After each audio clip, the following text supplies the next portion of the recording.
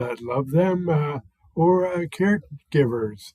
Um, welcome all of you. And in this episode of the Stroke Thrivors podcast, I walk through a quick myth or fact quiz about aphasia. So, what is it? What is it not? Um, and why it matters so much after a stroke. Ready? Are you ready to find out more? Oh, and be sure to tell someone that you care for or would like this podcast.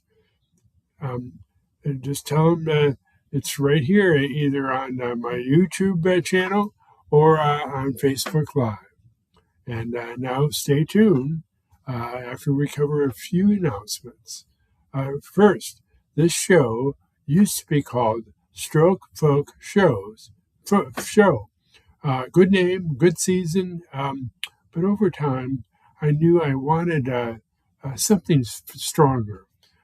Folks names the group, Thrivors names the spirit.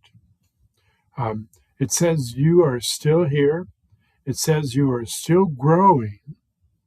It says that you are more than what happened to you. That shift means something to me, and I suspect to you. And I believe it means come on over and to the Stroke Thrivers podcast. Same purpose, bigger pulse. And the old show has not disappeared. Its heart still lives on. You can get old episodes at my YouTube channel, which is at Stroke Thrivers. That's V as in Victory, O-R, on YouTube. So some of you, for example, another announcement, some of you have asked why I keep doing this podcast. I love that question because the passion's still here. So my answer is really simple.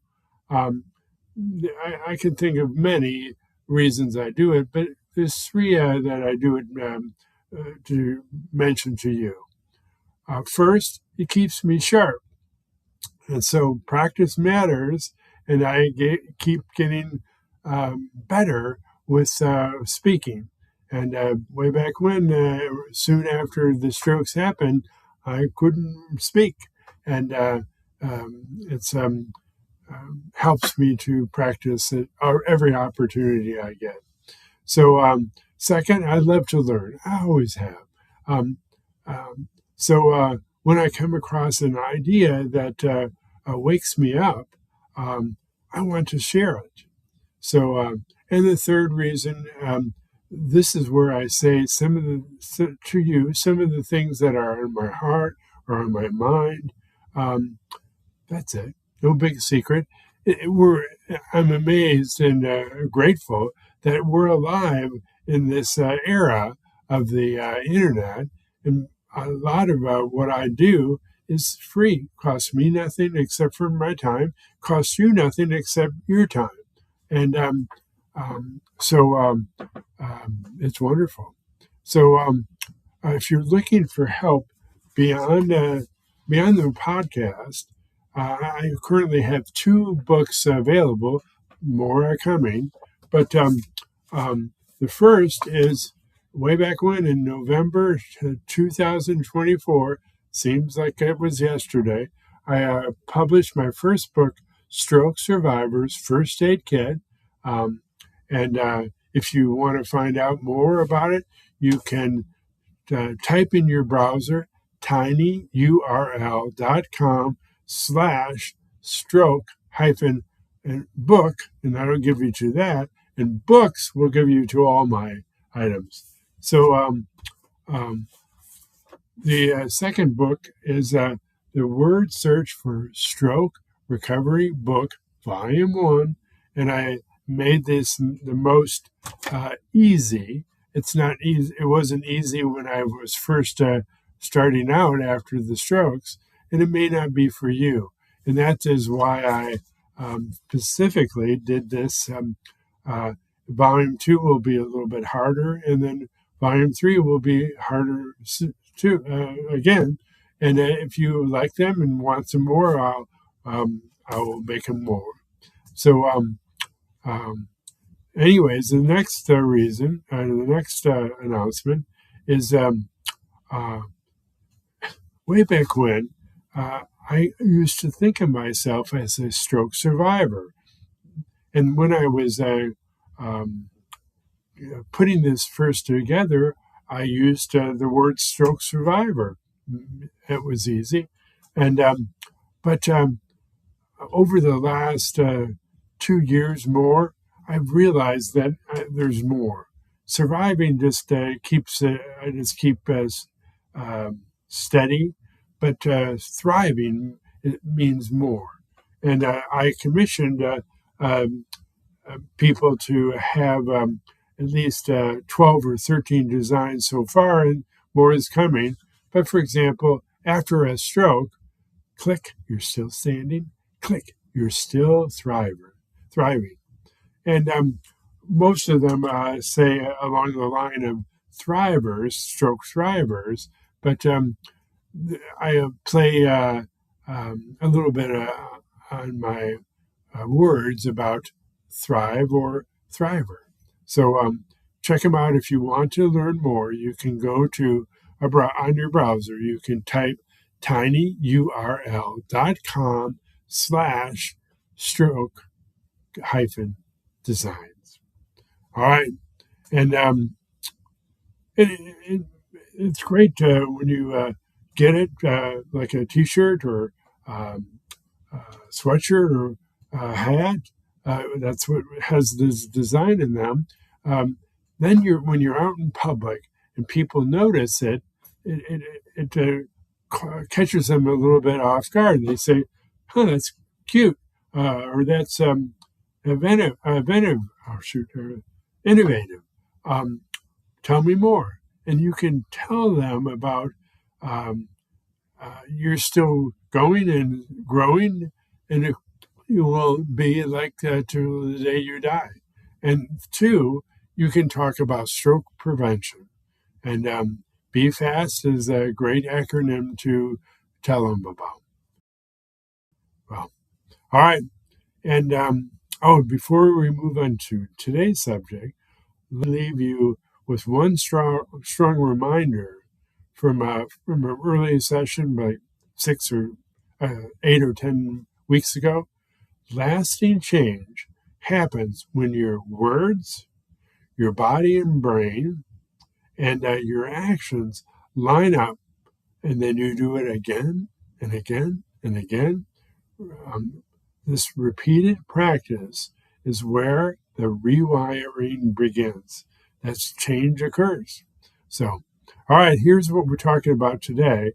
Aphasia is one of the conditions many people have heard about, but fewer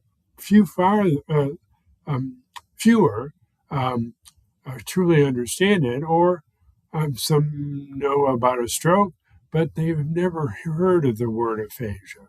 And Bruce,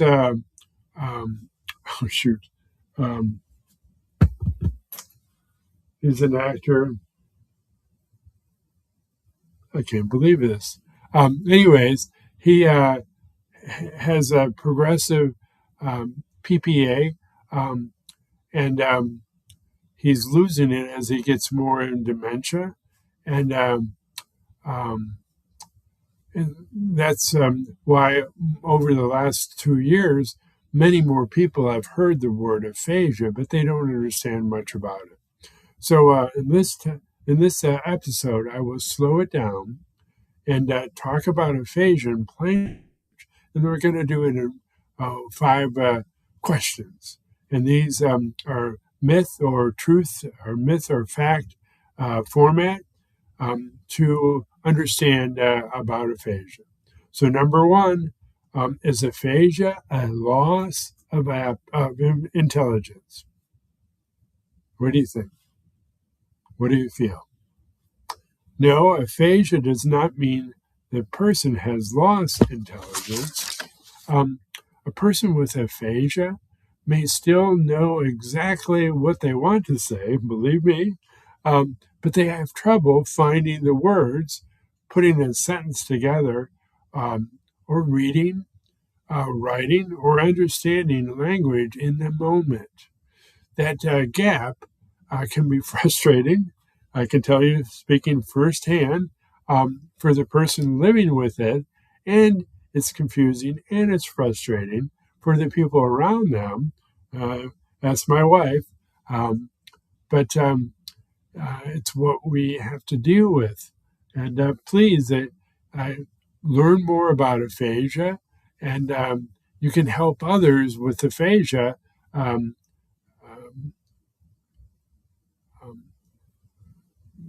be more engaged. So question number 2, does aphasia only affect speech? Good question. What do you think? Well, no. Aphasia can affect more than talking. It may also affect, or it may not also, it may, another person may affect different parts of communication, but it can affect understanding spoken language, reading, writing, naming objects, or following conversations. And this means someone may seem fine on the surface and still be working very hard just to keep up with their communication. My father-in-law is almost 96, bless his heart, and he's still doing great, except his cognition has gone down in the last 4 years. So he often will disguise that it can't hear you, but it's really more the speed of the conversation, because he's trying to put it all together. And my wife heard a great podcast about this person. I forget her name, but she wrote a book because she was the person behind Prince. She was a producer who produced a lot of his shows and albums, and she breaks down all that's involved in communication, so we can hear, but it takes more than just hearing. So please know that aphasia can affect lots of pieces of the part, or it can just have one part, and the same result can be disconnecting, and the person can communicate as well, so they just retreat. And that's really sad. So number 3, is aphasia caused by damage to the language parts of the brain? What do you think? What do you feel? Well, the answer is yes. Aphasia happens when parts of the brain that handle language are damaged. So for many people, this damage occurs during a stroke. And about 2/3 of the reasons people have aphasia is because of a stroke. This is one of the reasons stroke and aphasia are so often connected. So understanding this helps people see aphasia is not laziness. I know people think sometimes lack of effort or personality, but all those things are inconsequential. It is a real neurological condition tied to brain injury. So, all right. Number 4, can people with aphasia improve? Good question. The answer is yes. Improvement is possible. Recovery may happen through speech therapy, practice, repetition, support, and learning new ways to communicate. When I am stuck, I find that I can sometimes say it a different way. Um, but but progress still happens. So I want the question here because people need hope. And please, if you have aphasia or somebody you love or care has aphasia, understand they really want to connect, but they get frustrated, and so they think, I can either uh, withdraw and not communicate, and the frustration goes down. But unfortunately, the basic condition is still there, and it will still rear its head up when you have to deal with someone else. And I'm an introvert.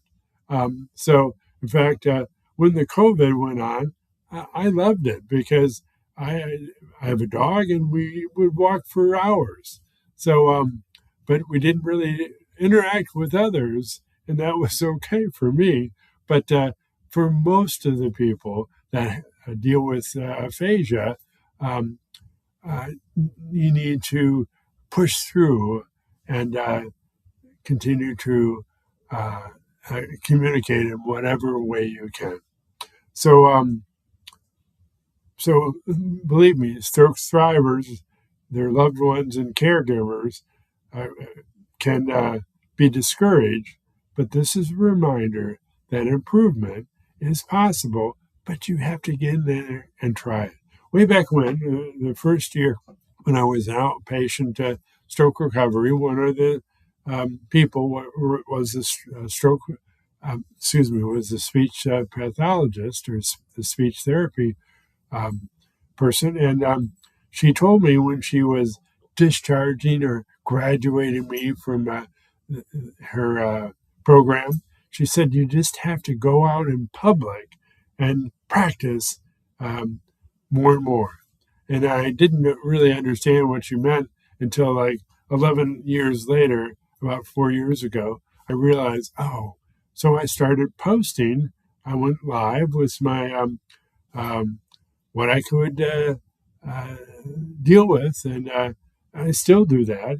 I post somewhere between 2 to 6 times a week, and I do this podcast once a week for about 15 minutes or a little later, 15 to 20 minutes, and it gives me an opportunity to practice, and hopefully I give you something nuggets that you can use. So the last question I have is stroke the most common cause of aphasia? Oh, yes. Um, Stroke is the most common cause of it. Many people first experience aphasia after a stroke. It affects the language centers of the brain. So the first stroke that I had, it took out my speech center, and I didn't realize it was causing a problem.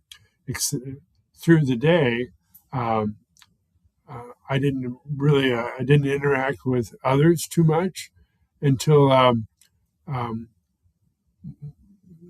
through through a situations. I was at the library. My wife had the my two boys with her. She went for ice cream.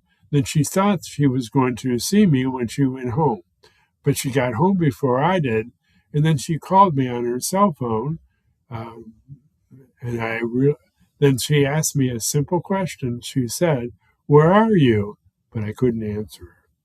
That alarmed me and alarmed her, but she's a producer, so she went into her 20 question mode and she asked me, and I finally was able to say, yes, the library. She said, well, come on home and we'll find out what it was. So that was the beginning of the journey of this new chapter of my life. So, anyways, um, this question ties the whole episode together because it connects the language struggles people may see after the strokes with the actual name for the challenge. So please, if learn about it, and if you know someone who is, please reach out and try to engage them. They maybe are crafty and they don't really want to, or they text. Maybe they can do that easier than speaking. Believe me, I'd rather text than speak, but it doesn't help me, uh, my speech pattern, or it doesn't help really the aphasia I have. I'm grateful for lots of technology is coming, but even that, it is just really a crutch as opposed to the answer. So when we get the way that stem cells rewire our brain, maybe we can get to uh, our language back where it was before. So, anyways, when people do not understand aphasia, they may rush someone, talk over them, assume they were confused, um, finish sentences for them, but they miss the real challenge totally entirely. So when people do understand aphasia, they can bring more patience, more compassion, and support. And it's huge when others help work with me. And that's why I often say in the very beginning of our conversation with the person, if we've not interacted before, I'll explain I have a speech difficulty. I've learned that if I say aphasia, they look at me like, so what? What is it? So that can make a real difference in everyday life for the stroke thriver and for the people working or walking beside them, or people who work around them. So, and this episode was inspired by the National Aphasia Association's aphasia quiz, which helps raise awareness and clear up common myths about aphasia. So learn more by going to strokethrivors.com. So put it below. Which of these five questions surprised you the most? Put it down. I'm curious to know. All right. And gratitude and grit. Next week, I'll see you again.